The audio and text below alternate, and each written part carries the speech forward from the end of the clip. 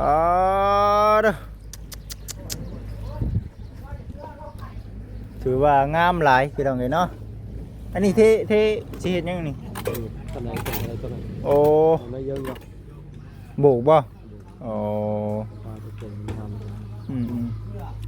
เดี๋ยวจะแนวนี่ก็แล้วแม่นบ่นี่ได้ให้ยืมอะไรจังหน่อยช่างเพิ่นอยู่บ้านนี่เพิ่นกินฮอดได้จังหน่อยนี่เนาะกินฮอดแล้วเอาเบิ่งก่อนพี่น้องปอตัวเบิดเท่านี้แหละสลบไปนึงอัดเข้าโอ้ยเพิ่นบอกว่าคือบ่ปัดอันน่ะเกือบสร้างเป้นั่นมาเฮ็ดว่าซั่นน่ะนะเกือบได้ฮะไม่ได้ขักเมื่อกี้นี่บ่ไม่ได้ขักคักได้บ่เอาขักเพิ่นยันอันน่ะตากะโลล็อกบาดมือปึ๊บเป็นนี่ไดหลังไม้ว่าห้องเนาะเอาหนังอัลโหลปอตัวน้ำบ่ เหลืองเตื้อมงามเบิดเท่านี้แหละกินเบาเอาจิจะมีว่างามแต่ก็เบิดนั่นเองอันนี้จังหวะเนาะมีปฏิเนาะคักดีนี่เบิดเท่านี้แล้วนี่เนาะคนเฒ่าก็ยิ้มแล้วพี่น้องเอ้ย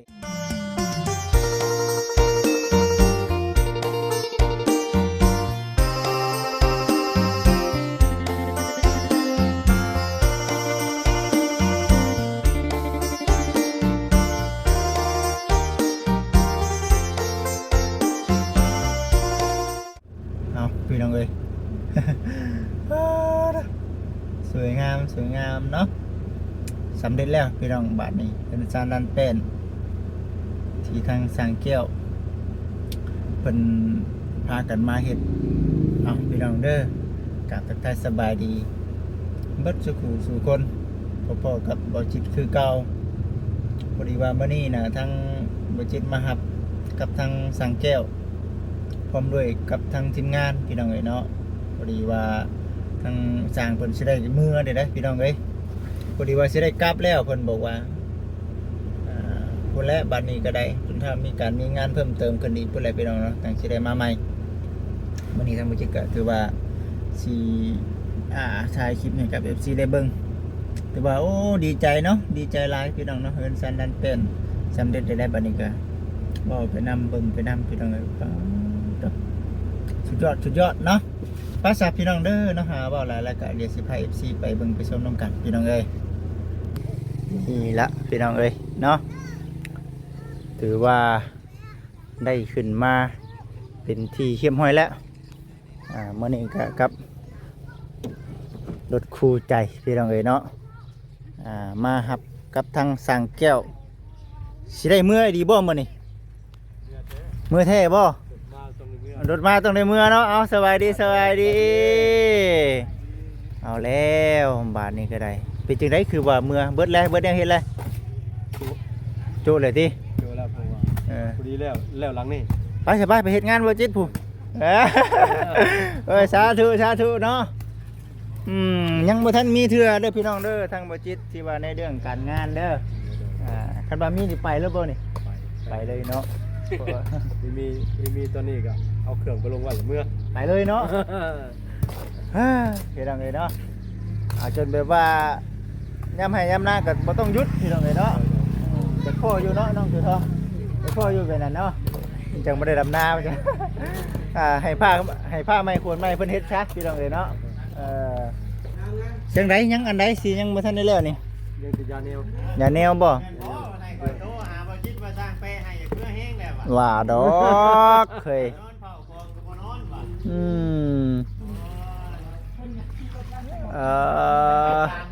อัดสามว่าลนมาไว้ป่ะอัดสามมาไว้ได้เนาะไว้เพื่อกี่สองยังพอแพงเนาะโอ้พอดีลงข้างทางแต่ว่ามันใกล้ประมาณนะจักที่เป็นผู้ครับจักที่เป็นผู้ซ่อนแม่นอัดสามมันอยู่ยากเลยพอดีตำรวจอยู่หันเลยเห็นป่ะตำรวจอยู่โรงเรียนนะพอดีไปเอาเงินให้เขาก็เจ้าปั๊บใหม่ได้เนาะอัดสามดิ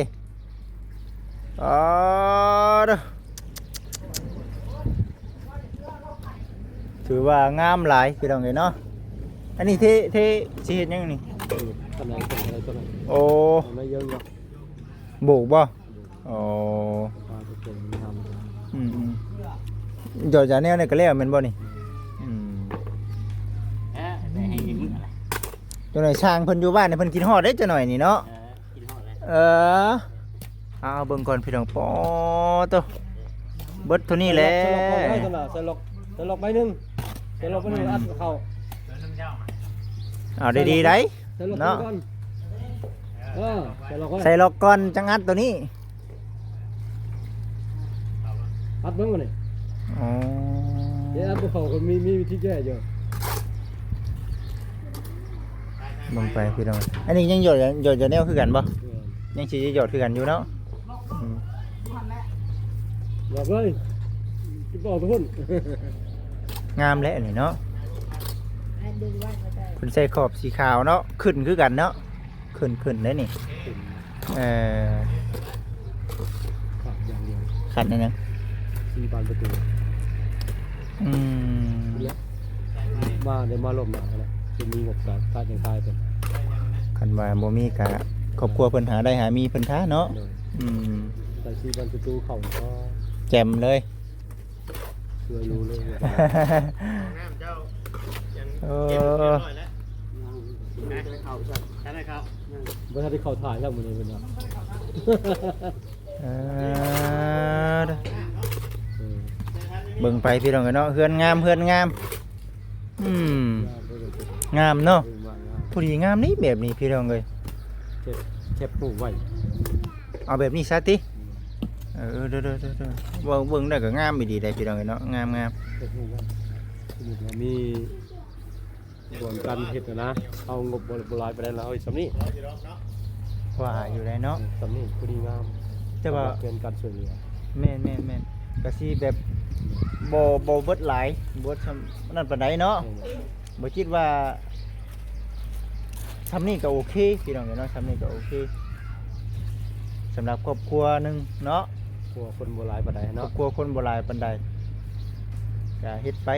เอ้าว่าบ่ช้างนี่เอาสมมุติเฮ็ดซำนี้แล้วเขาเจ้าหาได้หามีมาเขาเจ้าก็นี้เนาะ ก็เอาไม่ อ่า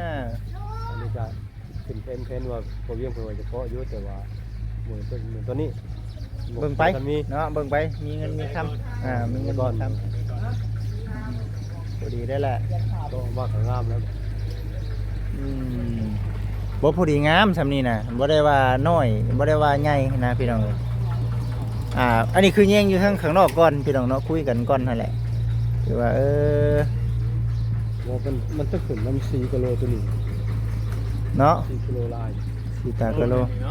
กิโลออกมาใหม่เนาะบอกเป็นอะไร ใหม่บ่ล่ะ มันมีแต่ไหนมาอยู่หรอวะ นี่กับมันลายมันคนละแบบเลย คนละแบบบ่ ลายเก่าตัวเขาเบิ่งเมื่อวานนี่อยากคักคนแน่นอนดู อืม ลายถังเลย ตะกะตะโลงามนี่โดเบิดเท่านี้แล้วพี่น้องเอ้ยเนาะ นี่เทไม่เศร้านี่บ่ตุนมันยังบ่เห็น เดี๋ยวบ่จิตสิหารอเบิ่งก่อนเด้อรอเบิ่งก่อนพี่น้องเอ้ยเนาะนี่หากะเทได้นี่เนาะ เทตัวนี้ยังบ่เห็น กะเทยังเนาะตัวนี้เอาแหละคนเฒ่าสิบ่ดีใจบ่นี่เนาะเออ เรารุ่นเอาของขวัญทุกคนอยู่ เอาไหน เป็นว่าใช่ของขวัญคนละเยอะคนละแนวคนหน่อย คนเฒ่านะ ของเขา คนเฒ่าเว้าหั่นบ่ แม่น เอาแหละเพิ่นสิเอาหยังให้เฮ้ย ของขวัญเป็นคำอวยพรกันจริง เอ้ย โอเคแล้วคุยสอง เด็ อก วยพร โอ้ผู้เฒ่าให้พรมันก็ศักดิ์สิทธิ์เลยพี่น้องเอ้ยเนาะ แม่น อืม เฮ็ดเพิ่นให้ของขวัญเอาเขาให้พรเพิ่นแล้วบอก เรารุ่นน้ำกันว่าชีวิตยังของขวัญเพิ่นไหน เราเดินเบิ่งเนาะ เพิ่นเตรียมไว้เลยนะ อืม คือว่าใช้ได้ทุกคนเนี่ย เอาเลยเฮ้ยมื้อนี้บ่เพิ่นให้มื้อนี้บ่ ให้มื้อนี้แล้ว เพิ่นนับบ่จิตนำอยู่บ่เนาะ ย่านอยู่ เอาเรารุ่นเบิ่งซะพี่น้องเอ้ยเนาะของคนจากคนเฒ่านี่มักพี่น้องเอ้ยเนาะ เอาได้ให้คนเฒ่าบัด นี่ยัง ลักษณะเพิ่นเฮ็ดแบบนี้นี่เนาะกันลื่นเนาะพี่น้องเนาะก็โอเคอยู่ได้คักอยู่เนาะคักอยู่แบบนี้ก็งามคือกันแบบนี้น่ะอันนี้ยังบ่ได้หยอดยาแนวเด้อพี่น้องเด้อเนาะยังอันนี้คือบ่จิตเบิ่งไว้นะเทื่อมีโอกาสเฮ็ดเฮือนเฮ็ดชั้นเนาะหรือว่ามีเงินมีคำเฮ็ดเป็นของตัวเองอีกเนาะอันนี้คือเว้า เจ้าไปเฮ็ดสร้างแบบรู้ๆอยู่เทียงหน้า บ่ไหวดอกบ่มีทุน บ่มีทุนเนาะ มีทุนเฮ็ดซ้ำนี่ก็ เบิดเป็นเท่าไหร่ ทั้งคำบ่เรียงว่า2เส้นกว่าอยู่ยอมแล้ว ก็แต่ถามมามันก็ประมาณนี้นะเฮ็ดแต่เก่าก็เนาะบ่เวียงเนาะสมมุติว่าเฮ็ดเฮือนที่ผ่านมาหั่นนะพี่น้องเอ้ยเนาะแพงกูนี่อีกนะบางเทื่อบางที่น่ะ ก็คุมือนี่มัน แม่น ของมันแพงดิ แม่น ตอนนี้ แม่น มันก็อัปเดตขึ้นไปจากเอาเห็ดเพื่อนปกติคือการได้ของมันขึ้นเพิ่มตัวเพิ่มเลย แม่นบ่คิดว่าทำนี่น่ะสิเพราะว่า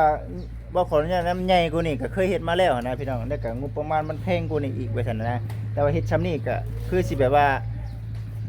เป็นครึ่งหนึงเลยนะเนาะเป็นครึ่งหนึงเลยนะพี่น้องเอ้ยคือว่าโอเคอยู่พี่น้องเนาะแบบนี้ก็โอเคเด้อพี่น้องเนาะงามคักงามแน่ทั้งสร้างสงกับสร้างเป๊ะเฮาเนาะสบายดีสบายดี มือน้ำจักไป โอ้ยเพิ่นบอกว่าคือบ่ปาดอันน่ะเกือบสร้างเป๊ะนั่นมาเฮ็ดว่าซั่นน่ะนะเออ เกือบได้ ฮะ ไม่ได้ขักเมื่อกี้เลย บ่ ไม่มีแหละครับ คักได้บ่ เข้าขัก เพิ่นยันอันน่ะตากะโลล็อกบาดมืออืม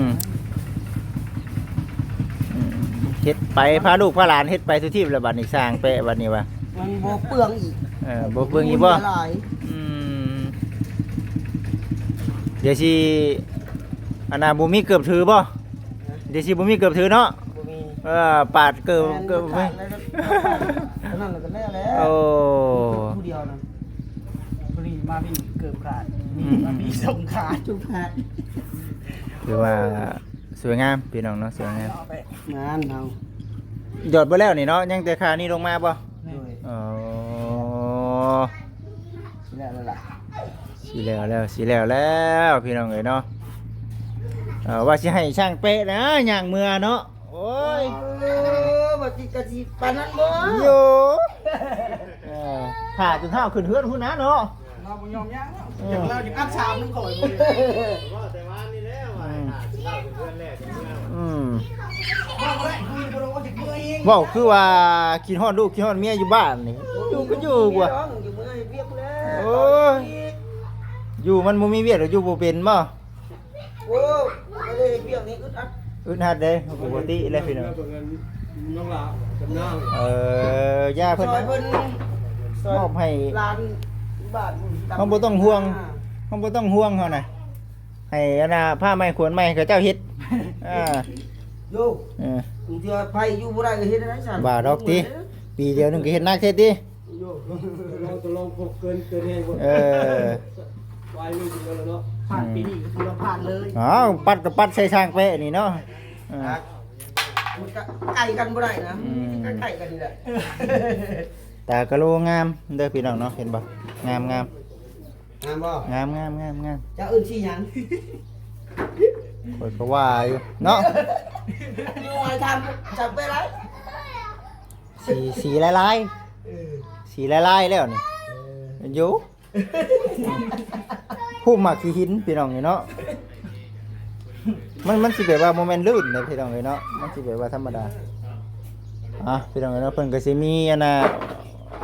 ตกแต่งเสาอีกน้ำแน่นะพี่น้องเลยเนาะในเรื่องของการข้างในนี่ก็ถือว่าโอเคงามเดี๋ยวสิเข้ามาเบิ่งเนาะปึ๊บเป็นนี่ได หลังไม่รออยู่ห้องแล้วเอาหนัง อัลโหลปอโต น้ำบ่ เหลืองเอื้อมเตื้อมงามเบิดเท่านี้แหละ กินว่าเบาเอาจริงก็บ่มีว่าบ่งามแล้วก็เบิดเท่านั้นเอง อันนี้จังหวะเนาะ บ่มีบ่ตีเนาะ คักดีนี่เบิดเท่านี้แล้วนี่เนาะคนเฒ่าก็ยิ้มแล้วพี่น้องเอ้ยนี่คนเฒ่าก็ยิ้มแล้วคันเป็นอันนี้เนาะเพิ่นเห็นว่าโอ้ประตูเพิ่นน่ะนะเนาะแบบนี้ก็มีแบบนี้ก็โอ้เดืองเอื้อมเตื้อมพี่น้องเอ้ยเนาะเดืองเอื้อมเตื้อมบ่ฮัลโหล1 2 3สุดยอดพี่น้องเนาะเบิดเท่านี้แล้วเนาะนี่แหละผู้รักผู้ใหญ่เพิ่นเฮ็ดให้พี่น้องเนาะเบิดเท่านี้น้องจุ๋ยทองเพิ่นโบกเนาะคักแน่ดีนี่เนาะเฮ็ดได้เฮาได้แล้วบ่ได้เลยบ่ แล้วเนาะ มามื้อหนึงอยากใส่ปัด เออถือว่ามื้อนี้เก็บงานบ่มื้อนี้ โดย โอ้ นั่นก็แต่ยาแนวกับนี่แหละ อ๋อเก็บงานเนาะเบิดเท่านี้เลยก็จะเป็นเฮือนดินนี่คือสิยังบ่แล้วป่านนี้เนาะยังบ่แล้วอยู่คำเป็นเฮือนดินยังเถิงอยู่ ก็ได้เพื่อเขาสิกอแล้ว ก็บุกฉาบว้าดูเก็บรายละเอียดสีอีกพี่น้องเอ้ยอันนี้ใครในแต่เพิ่นเอาสีมากับมันเองเลยเนาะเอาจ้ะพี่น้องเอ้ยเบิ่งไปสวยงามงามคือผู้รักผู้ใหญ่เพิ่นจิตใจผู้รักผู้ใหญ่เพิ่นพี่น้องเอ้ยเอาต่อไปก็ขอให้มีการมีงานดื้อสร้างชงเด้อ โดย เบิ่งก่อนพี่น้องเนาะเลาะเบิ่งก่อนเลาะเบิ่งไปเรื่อยๆ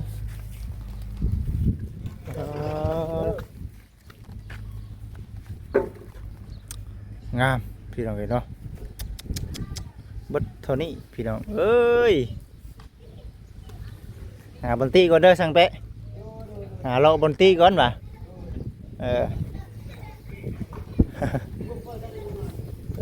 หาบนตี้ดิให้สังเปะโบมือดิให้อยู่ต่อโอ้ตัวเป็นแขบขาวเนาะเฉพาะผู้ใหญ่เพิ่นจังว่าให้เฮ็ดให้มันก็งามอีกเป็นหนึ่งสมมุติว่าเป็นสีของมันเองก็งามอีกเป็นหนึ่งแต่ว่าเพิ่นเอาสีขาวมามันก็ตัดกันอีกขนาดพี่น้องมันก็งามอีกเนาะแม่นมันขึ้นกลัวเนาะมันสิเป็นแบบว่างามเรียบไปเลยเนาะมาเวียงแต่ว่าอันนี้มันเป็นงามแบบตัดบัดนี่พี่น้องเอ้ยเนาะก็ถือว่าคักแล้วเนาะเฮ้ยเนาะเพิ่นก็นั่งเบิ่งอยู่ในคลิปเบิ่งก็โอ้ประชันจะคิดให้แบบนี้ก็ตามจุดประสงค์ของผู้ใหญ่เพิ่นพี่น้องเนาะเบิดเท่านี้แล้วเนาะอันนี้คือจะเป็นโซนเป็นปูนเนาะเป็นปูนที่เป็นอันนี้ปูนเพิ่นท้ายเป็นสีเหลืองเอาขอบสีเหลืองพี่น้องอันนี้ชื่อสิมาเบิ่งทางหัวเฮือนทางหัวเฮือนนี่สิเป็นแบบนี้พี่น้องเอ้ยเนาะหาหน้าเมืองแหน่มันก็เบิดเท่านี้แหละพี่น้องเอ้ย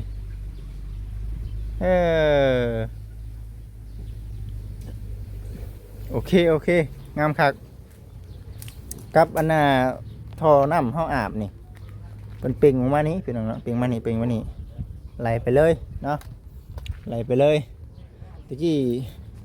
โอ้ผลอัดเบิดนี่พี่น้องเอ้ยเนาะอัดเบิดนี่ลมฝนตกมา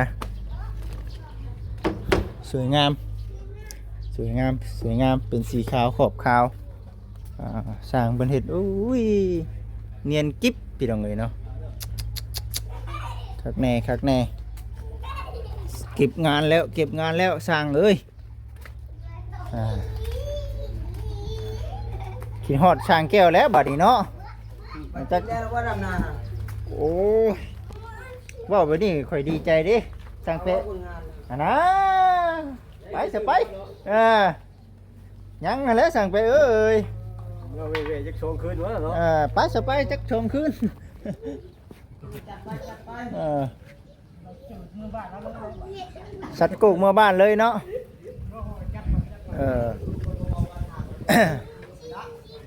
คักแน่พี่น้องเอ้ยเนาะคักแน่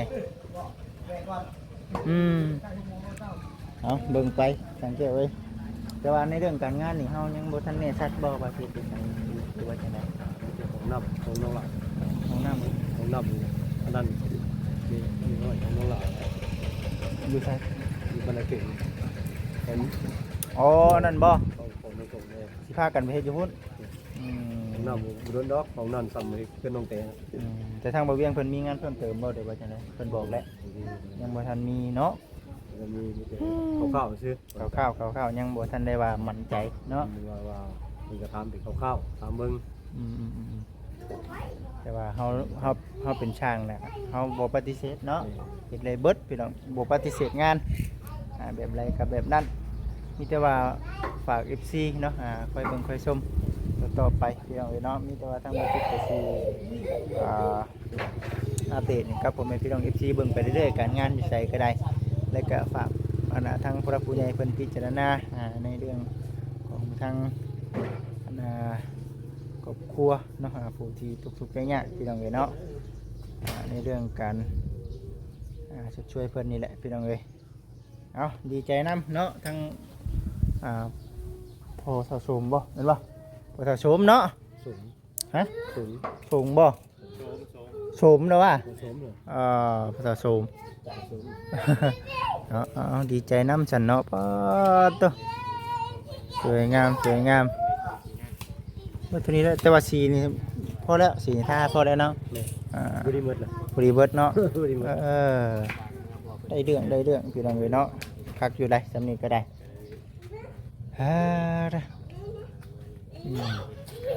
นั่นก็ท่าอย่างนี้เอาใส่สีขาวบ่ ใส่สีแดง ฮะ สีแดง ใส่สีแดงนี่มันจะเข้ากันเนาะ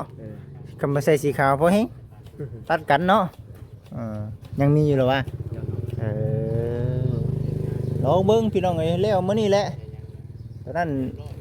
ทาประตูเฮงเข้ากันคักเนาะประตูสี